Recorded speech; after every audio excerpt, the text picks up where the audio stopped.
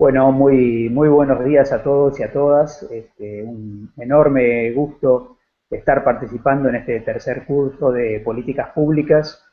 para la promoción y la abogacía del derecho a la salud, organizado por el Ministerio de Salud de El Salvador, por el Movimiento Salvador Allende, por ALAMES y el Foro Nacional de Salud. Realmente es para nosotros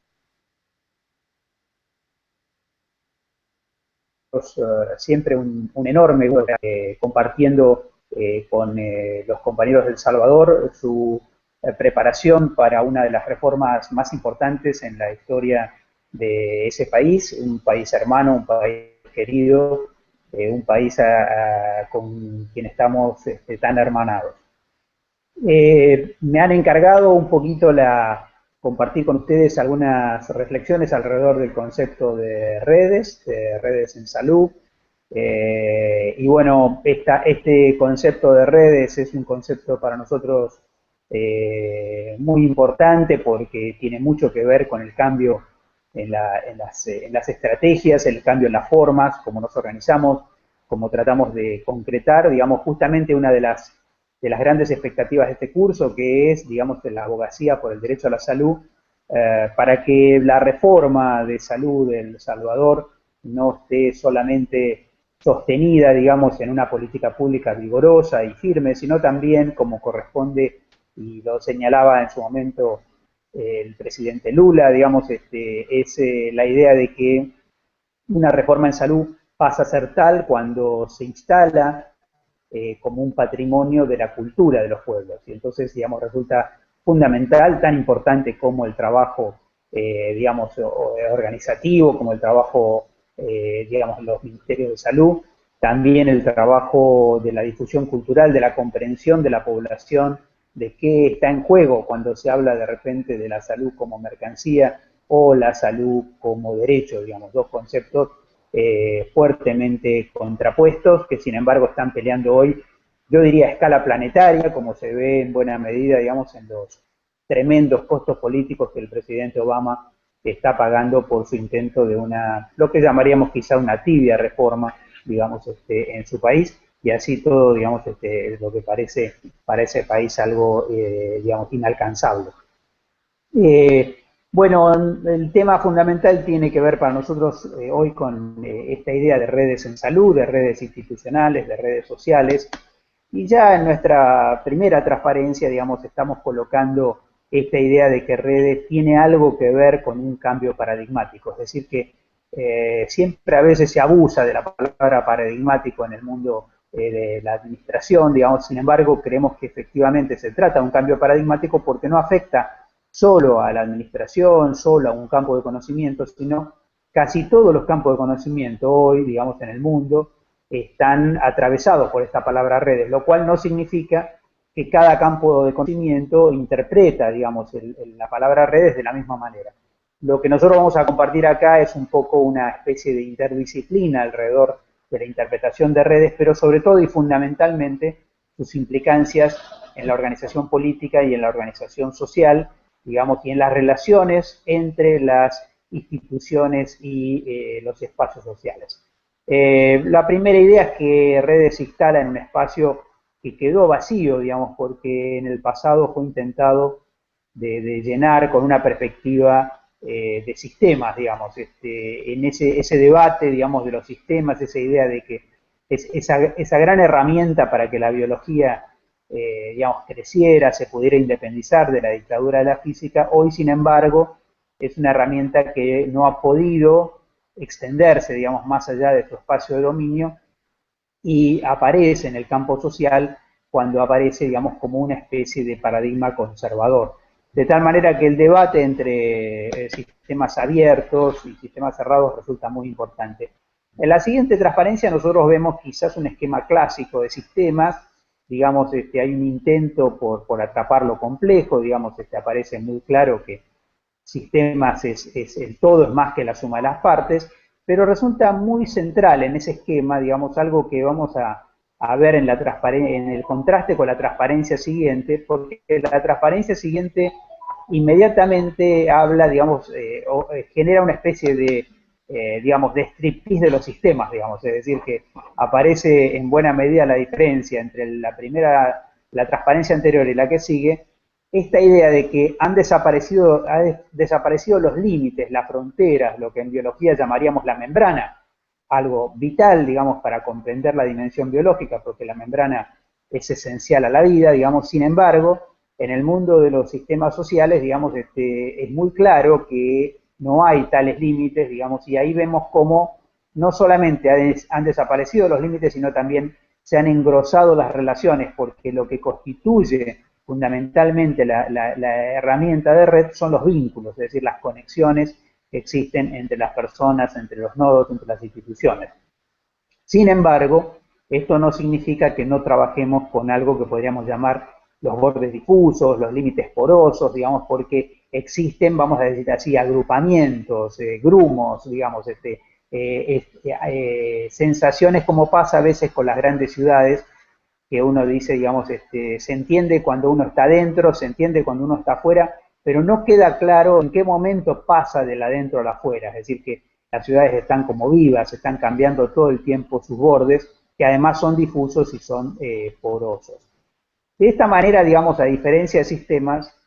las redes constituyen un mecanismo que vamos a marcar específicamente como de desterritorialización, es decir, de conexión de lo que está tabicado y compartimentado. La desterritorialización, digamos, además es un concepto clave, digamos, porque la desterritorialización permite ensamblar redes, es decir, que cuando uno ve la historia, digamos, puede percibir que el primer concepto, la primera vez que aplicamos la idea de redes, fue fundamentalmente a las sociedades. Es decir, las sociedades eran en buena medida, digamos, las que se organizaban de esta manera. Podríamos decir, redes es la forma como la población se organiza espontáneamente, digamos. Las instituciones tardaron bastante más en entender eso, pero además, digamos, se puede generar esto que Latour Bruno Latour, llama el ensamblaje, digamos, en el sentido de que las redes sociales y las redes institucionales se pueden ensamblar e incluso generar interfaces en donde no queda claro si algo es social o es institucional o es las dos cosas. Y siempre usamos como apelación, digamos, la experiencia de Alcohólicos Anónimos, digamos, que a veces los servicios de salud lo indican como una solución para problemas de alcoholismo y al mismo tiempo, en tanto tal, puede ser considerado parte de los sistemas de salud, pero también parte del equipamiento social, porque muchas veces se organizan en parroquias, se organizan en clubes del barrio, digamos, como instancia social. Ahora, ustedes ven, digamos, y acá en la transparencia siguiente hay una referencia muy precisa, digamos, a una imagen de un lobo orinando, digamos, es el tema de cómo el concepto de territorio, que aparece como un concepto tan simple, tan a veces usado de forma tan bucólica, tan amena, digamos, casi nunca devela, digamos, que en su origen territorio, digamos, hace referencia no a tierra, digamos, sino en buena medida a terror, digamos, de tal manera que un territorio es un lugar, digamos, que se puede defender por la disuasión, por la fuerza,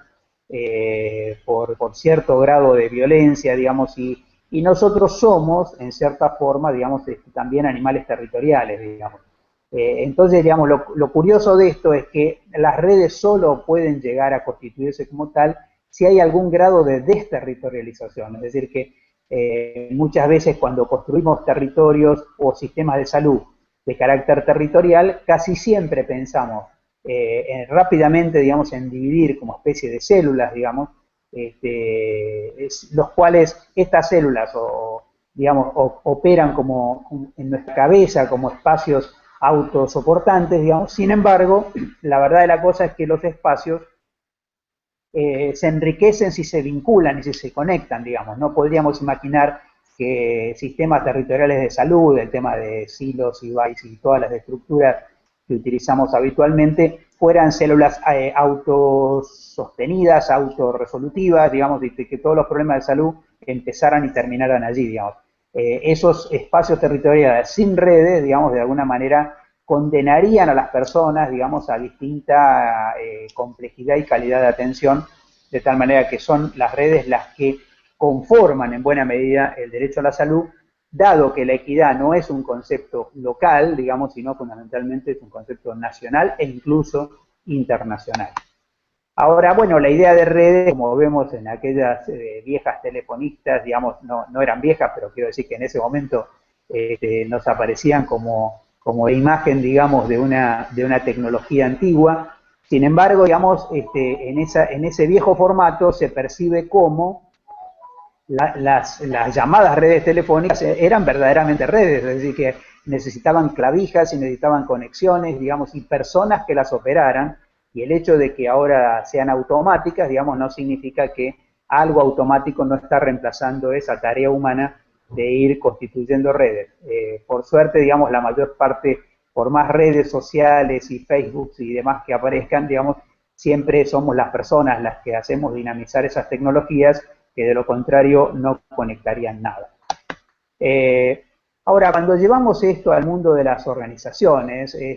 aparece una representación que es para nosotros una representación muy conocida, es decir, que qué cosa es una organización, digamos, y en términos generales, cuando decimos qué cosa es una organización, digamos que una organización se divide, es un dispositivo de división horizontal y vertical del trabajo. La división horizontal, digamos, da siempre una gran bienvenida a la especialización, mientras que la división vertical hace una permanente remisión a quién controla a quién reporta a quién, digamos, generando una especie de estructura en ascensor. Casi nunca, digamos, queda claro en un organigrama, por ejemplo, digamos, quién es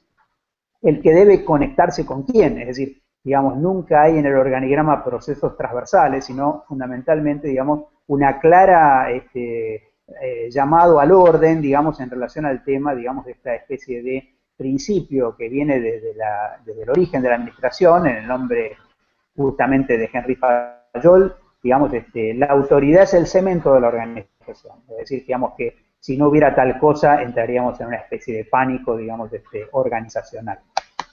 Ahora, justamente a veces ocurre que efectivamente, digamos, el dispositivo falla y entonces las organizaciones, digamos, como no podría ser de otra manera, continúan funcionando, pero ahora continúan funcionando, digamos, de una manera que podríamos llamar en archipiélago, digamos, donde el archipiélago expresa una estrategia para eludir el conflicto. Cada una de las islas del archipiélago, digamos, tiene alta creatividad, pero generalmente, digamos, da origen a una gran ineficacia de conjunto. De tal manera que cuando uno tiene, digamos, apela a las organizaciones territoriales de base, digamos, debe saber que esas organizaciones territoriales solo, digamos, tienen posibilidad de funcionar eficazmente si se articulan entre sí.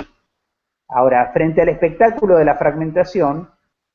suele existir una fuerte demanda de gobierno, es decir, la búsqueda de una fuerza superior, digamos, a los propios fragmentos, que ordene, digamos. Ahora, ante la necesidad de organización y de coordinación, se puede demandar que nos coordinen o buscar mecanismos para coordinarnos y organizarnos, digamos. Y es importante esto porque los resultados a largo plazo son muy diferentes, digamos. Si uno espera ser organizado, digamos, o organizarse,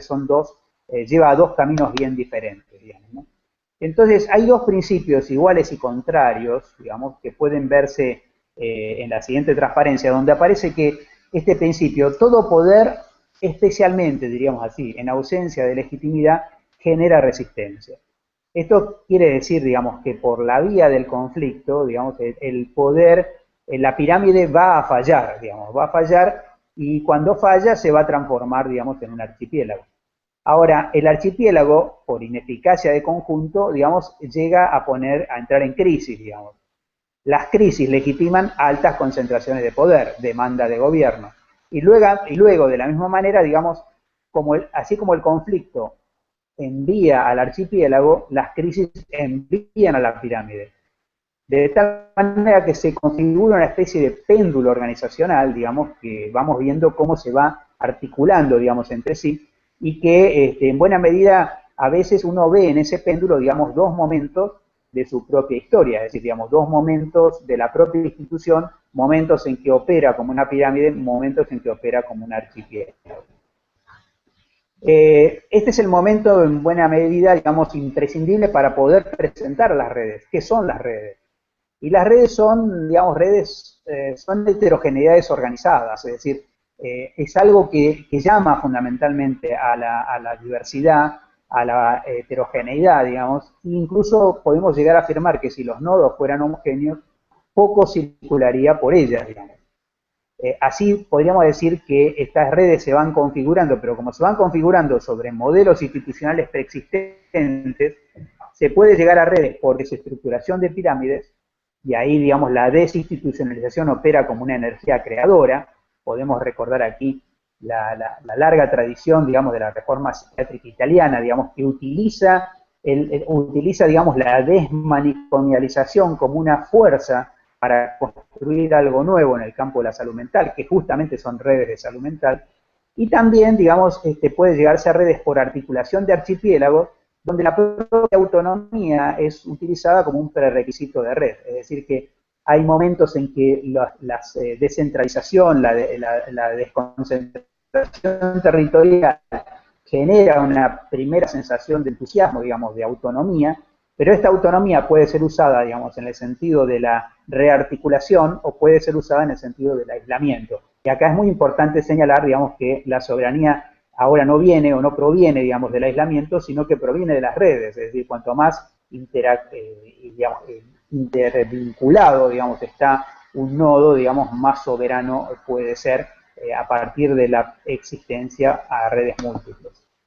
Así que si nosotros vemos todo esto junto, digamos, vamos a ver en las configuraciones organizacionales que justamente, digamos, el archipiélago la pirámide se conectan en buena medida con el concepto de redes, pero vale la pena señalar que redes no es tanto lo que se opone a la pirámide o al archipiélago, sino fundamentalmente lo que se opone al péndulo, es decir, lo que se opone a esta especie de situación vicariante, digamos, entre dos modelos organizativos, alguno, digamos, más caótico y otro más, digamos, aparentemente ordenado, pero a veces con grandes resistencias adentro. Y entonces, de esa manera, digamos, podríamos decir, bueno, así estamos pensando, imaginando las redes. Sin embargo, las redes son redes de personas, digamos, y de tal manera que las redes necesitan agentes, digamos, y necesitan agentes en el sentido, digamos, de la lógica de agencia, o sea, personas o instancias o instituciones, actores o factores que influyen, es decir, ese es lo que se llama ahora, en buena medida se reconoce como fenómeno de agencia. Y estos agentes, en buena medida, digamos, bueno, todo el mundo sabe la tremenda utilidad que tienen las que podríamos llamar las personas puente, es decir, aquellas personas que tienen la capacidad de vivir, como señalaba en algún momento Naumar y Jair Nilsson, digamos, en Brasil, digamos, hablaban un poco de los anfibios, digamos, o sea, personas que son capaces de sobrevivir en dos ambientes, digamos, dos o más ambientes, digamos. Entonces, los anfibios somos aquellas personas que podemos llegar a conectar, digamos, entornos diferentes y que, sin embargo, digamos, encontramos justamente los puentes de conexión. Pero tan importante como las personas puente en las redes institucionales, digamos, son las personas ascensor. Las personas ascensor o elevador, digamos, son las personas que tienen la capacidad de conectar distintos niveles de la organización, porque en cada, llamémosle así, piso de la organización, se construyen culturas diferentes, y entonces a veces, digamos, las organizaciones fallan no tanto porque tengan ideas equivocadas, sino porque las ideas no circulan, digamos, entre distintos niveles de la organización y quedan como microclimas, digamos, ubicados en determinados lugares en donde las ideas son fértiles, pero no fertilizan justamente porque, digamos, no pueden conectarse entre un nivel y otro. Entonces, las personas ascensor son también, digamos, personas que en cierta manera conectan culturas y permiten, digamos, que las políticas se transformen en realidades, digamos, algo que es siempre un objeto de enorme preocupación, cómo las políticas le cambian la vida a los ciudadanos y no quedan, digamos, como enunciados. En este mismo sentido, digamos, nos gustaría señalar que algunos autores nos han ayudado a entender un poco el tema de las redes, y este autor que se llama Baker, digamos, toma en consideración 5 principios, digamos, que dice, bueno, ¿por qué trabajar en redes? Digamos, bueno,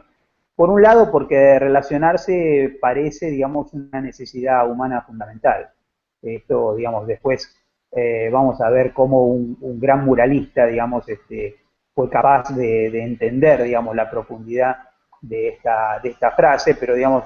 vale la pena recordar, por ejemplo, cómo la desafiliación, como que tiene que ver, por ejemplo, con el tema de la pérdida del empleo, digamos, puede generar en muchas personas una fuerte depresión, pero esa depresión al mismo tiempo, digamos, se plasma en el cierre de los vínculos, y el cierre de los vínculos con otras personas profundiza la depresión, de tal manera que, digamos, vale la pena señalar hasta qué punto relacionarse es una necesidad humana fundamental. Otro principio es que tendemos a hacer frecuentemente lo que se espera de nosotros, de tal manera que muchas veces a partir de las redes uno ajusta comportamientos, ajusta ideas, ajusta representaciones. Empieza a veces, digamos, una dinámica, digamos, de toma de decisiones donde parece en realidad que yo soy un decisor y sin embargo quizá no me he formado criterio, y el criterio me lo empiezo a formar a partir de escuchar a los otros, lo cual no quiere decir que opine lo mismo, digamos, pero de alguna manera, digamos, empiezo a involucrarme, digamos, progresivamente en esa lógica. Tendemos a asociarnos con otros que imaginamos pares. Este también es un principio importante. Digamos, sin embargo, algunos autores llaman la atención con que, en el sentido de que las redes más fértiles no son necesariamente las redes de pares, sino lo que un poco metafóricamente se llama las redes de impares, es decir, la capacidad que pudiéramos tener de articularnos con quienes no consideramos iguales a nosotros, en muchos sentidos, pero que sin embargo, digamos, cuando somos capaces de articularlos con lo diferente, la producción, digamos, de esa conexión suele ser realmente muy, muy fértil, digamos. Las interacciones reiteradas alientan la cooperación. Esto es algo realmente sorprendente, porque cuando uno dice cómo opera alguien que hace gestión de redes, y bueno, muchas veces el que hace gestión de redes crea condiciones de encuentro, es decir, a veces hemos dicho medio en broma que el gestor de redes es como el que tiene una agencia matrimonial, digamos, es decir, que presenta personas. Ahora, qué cosas hacen las personas, digamos, uno no puede predecir, digamos, pero definitivamente el encuentro es un dispositivo, digamos, para la construcción de redes, y muchas veces los ministerios de salud que desencadenan reformas importantes, digamos, multiplican los encuentros, digamos, justamente porque los encuentros son los que permiten, digamos, y sobre todo aquellos encuentros donde hay lo que se denomina aprendizaje significativo, va a generar la posibilidad de que las personas se conecten entre ellas y además generen mecanismos de cooperación, algunos de los cuales no están por dentro de los cauces institucionales habituales, pero podríamos decir así, ¿qué sería de las redes de servicios si no funcionara la informalidad? Digamos, y toda la referencia y la contrarreferencia se limitara, digamos, a mandar mensajes, digamos, de un lugar a otro de personas que no se conocen, digamos, ¿no? Es decir, que en ese sentido, insisto en el tema de redes, son redes de personas. Y bueno, esta frase, quizá la última, es algo que nos vamos acostumbrando cada vez más. Vivimos en un mundo cada vez más pequeño, con gran circulación de doble vía entre lo global y lo local, digamos, y entonces esto significa que las tecnologías han alterado incluso el viejo concepto de proxemia. Es decir, que antes uno podría decir, digamos, claro, se hacen redes con el vecino, digamos, ¿no? Pero ahora, digamos, a través de las tecnologías uno puede establecer profundas empatías con personas que viven a miles de kilómetros. De tal forma que esto de global local puede significar literalmente, digamos, que una ciudad de El Salvador encuentra un mecanismo de desarrollo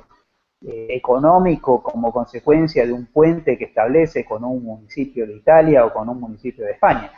Y esto, digamos, tiene más que ver con la actualidad de las redes, digamos, que con el simple cumplimiento de las políticas nacionales y la conexión entre un municipio y otro. Una cosa no afecta a la otra, digamos, sino que se refuerza, amplía las posibilidades, digamos, y las estrategias de esto que llamamos el trabajo en redes. Ahora, redes, claro, redes, una vez que uno dice, bueno, ya acordamos, digamos, empezamos a entender la importancia de las redes, luego viene la pregunta siguiente, que es, ¿y esto cómo se hace? Afortunadamente, redes no es solamente hacer redes, sino también desarrollar la capacidad de leer las redes que existen. Las redes nos existen antes que nosotros, ya están ahí y a veces simplemente no las detectamos, no las vemos, no sabemos cómo operan. Y ahí podríamos ver, digamos, un esquema muy simple, digamos, que marca cómo también para trabajar en redes hay que generar ciertos cambios personales, ciertos cambios individuales. En el esquema que sigue, que es bastante simple, se ve en una dimensión si uno está, qué tanto está orientado sobre sí mismo en el cumplimiento de sus propios objetivos y qué tanto está volcado, digamos, a satisfacer necesidades sociales, necesidades de los otros. Y bueno, cuando uno, por supuesto, no está ni orientado hacia los otros, ni tampoco orientado hacia sí mismo, posiblemente esté paralizado. Si está fuertemente orientado sobre sí mismo, puede estar autocentrado, digamos, transformarse en buena medida en emprendedor. Si está muy orientado sobre los otros, digamos, puede desarrollar una serie de estrategias altruistas, digamos, que de alguna manera muestra, digamos, la solidaridad social con otros. Pero, digamos, quizá en redes lo interesante es que hay una invitación a transformarse en asociativo, es decir, estar simultáneamente pensando, digamos, en emprendimientos cooperativos, asociativos, digamos, en el tema no solamente de lo que yo podría hacer, sino de lo que yo podría hacer con otros, vinculados, y bueno, imagínense una enorme empresa como es, digamos, la abogacía por el derecho a la salud, que podríamos lograr solos y que podríamos lograr, digamos, en forma asociativa. Sabemos entonces que redes es la forma espontánea como las personas se organizan. El vínculo entre dos o más personas constituye la unidad de red y como en todas las relaciones humanas los vínculos se construyen, se alimentan, se sostienen, se nutren, digamos, pero también se deterioran o se destruyen, de tal manera que nadie puede definir en este campo, digamos, que la red ya está. La red es una tarea permanente, digamos, es como cuidar un jardín, digamos, es decir, que de alguna manera, digamos, uno no puede descansar en que la red ya está definitivamente constituida. Nosotros hemos trabajado durante un cierto tiempo con una estructura. Esta estructura, digamos, de trabajo ha sido una estructura basada fundamentalmente en lo que llamamos niveles de vínculo, para tratar de entender, digamos, la capilaridad, la singularidad, digamos, del trabajo en redes en relación con cada uno de nuestros conciudadanos, de las personas, de nuestros compañeros de trabajo. Y en eso hemos estado estableciendo con una especie de densidad de redes, porque habitualmente la gente imagina que una red ha crecido o ha mejorado porque ahora somos más, digamos. Y no siempre una red avanza cuantitativamente, sino que muchas veces también tiene una larga tarea cualitativa, porque podríamos decir, digamos, que una red requiere confianza, sería fácil decirlo, pero también es imprescindible decir que la confianza es un punto de llegada y que la confianza no es un punto de partida, digamos, porque nadie obtiene confianza, digamos, a partir de nada. Entonces ahí hemos estado estableciendo una especie de secuencia en la cual organizamos 5 niveles de vínculo, pero que tienen que ver con dos polaridades, que es una acción, por un lado, y un valor por el otro, de tal manera que la primera acción es la de reconocer que el otro existe, digamos, como interlocutor, aún incluso como adversario, digamos, lo que supone y genera básicamente la aceptación del otro. El otro entró en mi radar, digamos, y esto resulta importante porque a veces existe un fenómeno, digamos, que bueno, que en Centroamérica se expresa muy bien, digamos, con la palabra ninguneo, digamos, es decir, que el otro ni siquiera existe. Si el otro ni siquiera existe, para mí difícilmente voy a avanzar en el sentido de la construcción de redes si ni siquiera acepto, digamos, su existencia como interlocutor. Y esto pasa a veces en los servicios de salud. Uno dice, bueno, políticas de salud, y rápidamente piensa que pueden opinar los trabajadores de salud o los profesionales de salud. Pero la verdad es que si yo no reconozco a la población, digamos, como quien de alguna manera puede opinar, ayudar a configurar, digamos, ser informante clave como para poder transformar culturalmente los sistemas de salud, entonces no hay aceptación, no puedo pasar al siguiente nivel, que está planteado como conocer lo que el otro hace, lo que el otro es, lo que supone y genera interés por el otro. Entonces acá tenemos dos niveles de vínculo fuertemente actitudinales, cambio digamos, de actitudes internas, emocionales, que llevan a la aceptación del otro y al interés por el otro. Pero parece que las redes no pueden avanzar si no es a través de pasar al acto, digamos, y el primer acto que configura o fortalece la idea de redes es la colaboración, es decir, la capacidad de prestar ayuda en forma esporádica, lo que resulta importante porque la colaboración, la gente no está todo el tiempo esperando colaboración, hay puntos de oportunidad de la colaboración, y por eso, digamos, en la colaboración eficaz se juegan los niveles anteriores, porque yo sé en qué momento alguien necesita ayuda justamente porque lo conozco. Entonces, ahora fíjense que a veces en las relaciones internacionales, donde no hay ciertamente una autoridad de un país sobre otro, a veces los vínculos tienen que ver con la presta de ayuda en situaciones, por ejemplo, de catástrofe, digamos, donde prácticamente la ayuda construye vínculos, digamos. Entonces, se trata de una presta de ayuda situacional, esporádica, puntual, podríamos decir así, pero que supone y genera reciprocidad, o sea, uno queda y nos lleva en cierta manera a la dimensión social de la palabra deuda, ¿sí? No tanto a la dimensión económica, sino sobre todo, digamos, a todo ese entramado de relaciones en las cuales uno nunca termina de pagar exactamente, digamos, o de saldar esas deudas, que siempre son alguna relación deudor-acreedor. Esto Bourdieu lo analiza mucho en lo que se llama las economías familiares, digamos, porque la economía familiar nunca puede ser, digamos, manejada por una contabilidad precisa, digamos, a lo largo del tiempo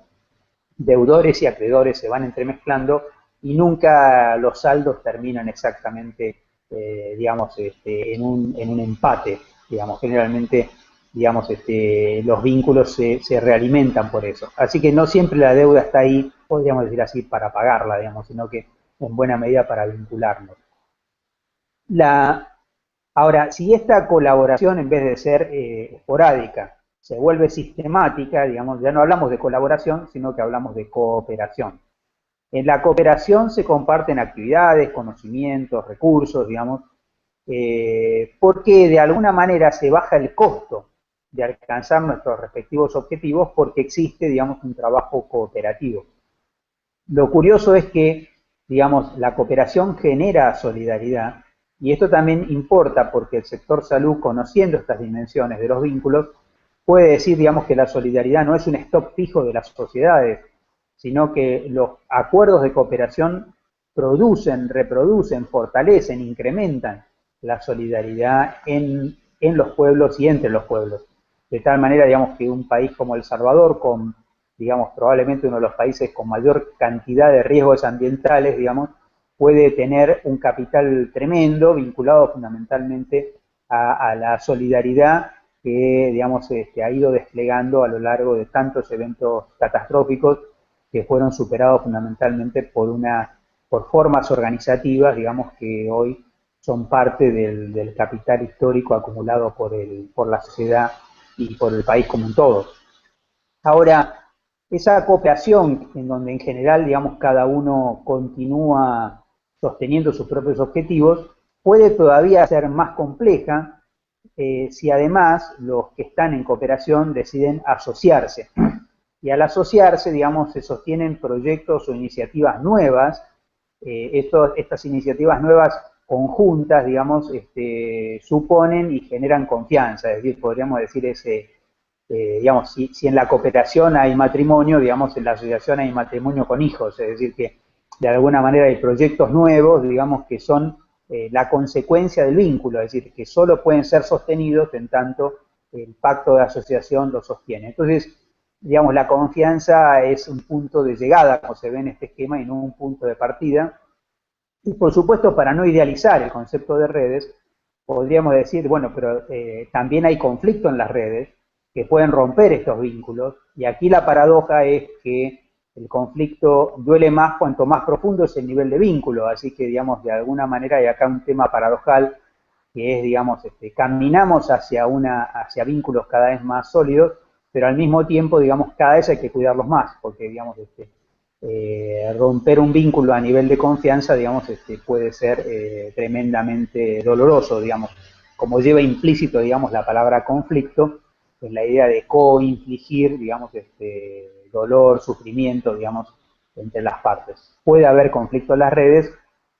y eso hace, digamos, quizás otro rol del gestor de redes, que muchas veces el gestor de redes también es un mediador, es decir, una persona que de alguna manera establece conexiones, vínculos entre, digamos, entre personas o partes o nodos o instituciones que no han logrado o que han roto por algún motivo, digamos, su relación. Los mediadores a veces no son necesariamente personas con vocación de mediador, sino también pueden ser personas posicionadas en un lugar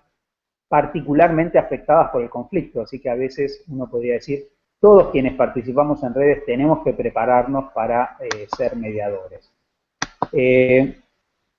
Justamente para desidealizar, digamos, el concepto de redes como una especie de asociación necesariamente buenas o que nos saca lo mejor de nosotros, también resulta importante señalar de que, bueno, muchas veces hay un fenómeno que un autor como Nalebuf lo puso en estos términos, digamos, de competencia, digamos, donde en la competencia nosotros lo que vemos es que cooperación y competencia se vinculan en procesos históricos reales, donde de repente uno podría decir, digamos, creamos una transformación de los sistemas de salud, las personas se vinculan estrechamente, pero al mismo tiempo se crean concursos, los concursos crean competencia y el tema es cómo esos concursos mejoran las redes y la solidaridad y al mismo tiempo no instalan una tasa de competencia tan alta, digamos, que terminan, por decir así, todos peleados con todos. Entonces, digamos, quizás la gestión de redes tiene que ver, digamos, cómo en los juegos sociales, en la vida real, siempre hay una cierta dosis combinada de cooperación, competencia, incluso de coacción, alguna coacción legítima, como la que se dan dentro del marco de las instituciones, que se combinan en diferentes proporciones y que necesitan ser ajustadamente gestionadas si uno piensa en una lógica de gestión de redes. En esa lógica de cooperación, también nos resulta a nosotros interesante apelar a este esquema, digamos, donde se ve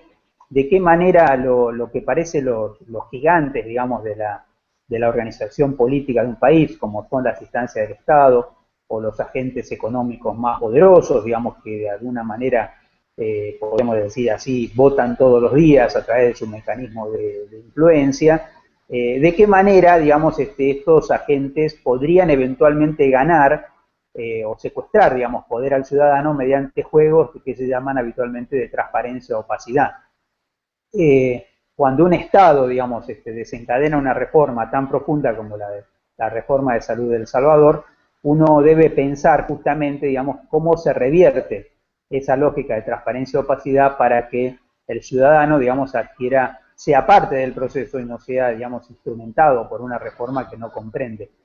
En ese marco, digamos, se entiende fundamentalmente la importancia y el rol del foro, porque es de alguna manera, digamos, la instancia que permite recordar cotidianamente, digamos, que los ciudadanos votan no solamente, digamos, periódicamente, sino votan todos los días exactamente igual como estos agentes económicos tan poderosos que a veces están tensando justamente en esta contradicción que seguramente en última instancia nos reúne hoy para discutir, digamos, en este curso, que es, digamos, si la salud es un derecho o la salud es una mercancía, digamos, porque de alguna manera, digamos, frente a este triángulo que se forma allí y que vemos en nuestra transparencia no es justamente un triángulo neutro, digamos, justamente es más bien un triángulo de tensiones, digamos, donde el ciudadano es muchas veces ironeado, forcejeado y a veces sin comprender demasiado lo que está en juego. Y bueno, estos últimas instancias que ponemos ahí como democracia directa, que se mantiene como una gran utopía, digamos, o el control ciudadano sobre los agentes económicos, bueno, son definitivamente imágenes que aún utópicas, digamos, no dejan de ser importantes porque evidentemente solo equilibrando, digamos, este triángulo se logran transformaciones culturales como las que habíamos mencionado y que hacía referencia el presidente Lula cuando hablaba del Sistema Único de Salud de Brasil como un patrimonio del pueblo brasilero, es decir, no como una política pública, sino como un patrimonio del pueblo brasilero, y claro está, digamos, solo es tomado como tal después de la iniciativa del Estado de haberlo generado y del gran impacto del movimiento sanitario en Brasil. Cuando nosotros vemos lo que podríamos llamar redes, acá tenemos una idea de doble vía. Algunos hablan de redes en movimiento y otros hablan de movimiento en redes. Es decir, de una manera o de otra lo que queremos decir es que las redes no son estáticas, no están quietas, digamos, y que frente al espectáculo de la fragmentación que ya habíamos mencionado en forma de archipiélago, ahora vamos a ver la fragmentación, digamos, en forma también de archipiélago, pero al que le agregamos además vectores de cambio, vectores de movimiento, digamos, de cada una de esas islas, que indican que la fragmentación es hoy una, pero que dejada a su libre albedrío, la fragmentación a futuro será mayor. Y entonces ahí vemos la importancia de lo que podríamos llamar las redes en sí,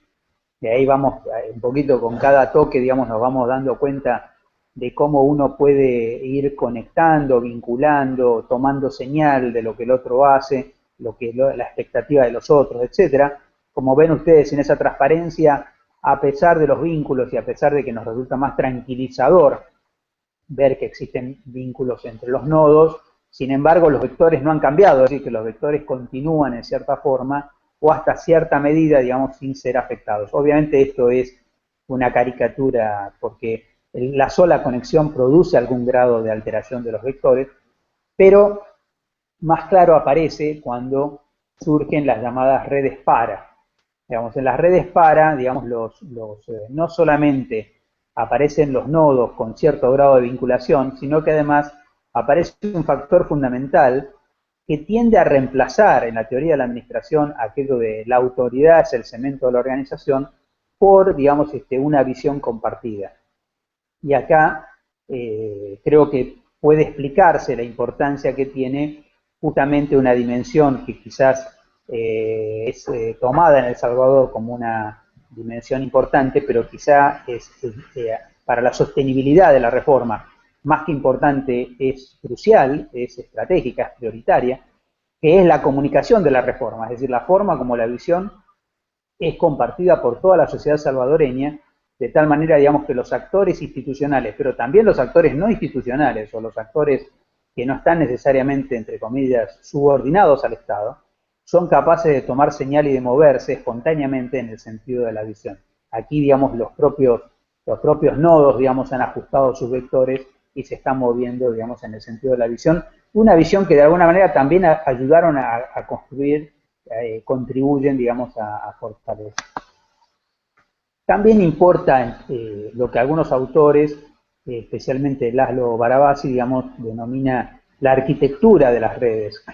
Y esto es importante porque a veces hay muchas personas conectadas, pero conectadas a través de esta especie de redes en rueda de carro, digamos, donde hay un nodo central que conecta a todos y que si ese nodo se cae, la gente se queda aislada entre sí. Tenemos otro modelo de redes en el medio que podríamos llamar redes descentralizadas o multicéntricas, digamos, pero que sin embargo continúan dependiendo, digamos, de agentes conectores, dinamizadores, personas puente, personas ascensor. Y finalmente tenemos esta última malla, digamos, que llamamos malla distribuida o articulada. Y esto nos permite, digamos, recordar algo que ya mencionamos en relación al concepto de conflicto, pero que ahora lo vamos a aplicar a esta arquitectura de redes, porque se dice habitualmente, como una metáfora, que un conflicto puede ser interpretado como un infarto de red, digamos. Bueno, esta metáfora se entiende más en el sector salud que en otros ámbitos, pero ¿esto qué significa? Por un lado duele, por otro lado interrumpe la circulación. Y por otro lado, digamos, se lo sobrevive mejor si hay mucha circulación colateral, digamos, ¿no? Es decir, que si uno quiere constituir una red, no podríamos decir a prueba, pero digamos más resistente a los conflictos, de estas tres modelos, evidentemente la distribuida o articulada está en mejores condiciones de absorber un conflicto, digamos, en cualquiera de sus nodos o conexiones, porque rápidamente desarrollaría, digamos, circulación colateral. Finalmente, digamos, en nuestro uso del tiempo y en la expectativa de que de alguna manera esta presentación genere preguntas, genere posibilidades también de tener una interacción, podríamos decir, cara a cara, ponemos a consideración una frase que la verdad que ha sido una frase impactante, digamos, es un descubrimiento casi casual, digamos. Cândido Portinari es el principal muralista brasilero en la ciudad de Bahía, de San Salvador de Bahía. Aparecieron algunos dibujos, es decir, bocetos casi, digamos, de Cândido Portinari, y casualmente en uno de esos bocetos había un texto de Portinari que estaba dentro del boceto, y que decía esta frase que tardamos un poquito en traducirla, porque había una palabra difícil de traducir que es moiroes, que lo hemos traducido como cerca, pero parece que es una cerca vieja, digamos, las viejas cercas cuando recién empezaban los alambrados. Y Cândido Portinari, digamos, tira esta frase, digamos, dice: somos como postes en una cerca, solo permanecemos de pie porque estamos ligados unos con otros. Y esta frase a mí me parece que es una frase tremenda, porque indica que cuando hablamos de redes no estamos hablando de una moda en el mundo organizativo, no estamos hablando de una buena idea o de algo que nació la semana pasada como consecuencia del Twitter y el Facebook, digamos, sino que en realidad estamos diciendo, digamos, nuestra entretejida vida en sociedad, la cual nos hace fundamentalmente sujetos por algún grado de desindividuación, es decir, que somos sujetos no porque somos autónomos y aislados, sino porque estamos ricamente vinculados con los otros, y le debemos mucho de lo que somos a esos otros, digamos, que de alguna manera nos hacen ser cotidianamente. De tal manera que ojalá esta idea de redes pueda ser aprovechada, capitalizada como parte de los riquísimos contenidos que atraviesan este curso, para ayudarnos a encontrar formas más eficaces de articularnos, de conectarnos y de poder hacer, digamos, obtener resultados concretos en nuestros objetivos, que no son ni más ni menos que transformar el derecho a la salud de un enunciado a una realidad cotidiana para nuestros compañeros, ciudadanos y conciudadanos. Muchísimas gracias por la atención, y quedo absolutamente a disposición, digamos, para los intercambios que puedan surgir a partir de este momento. Muchas gracias.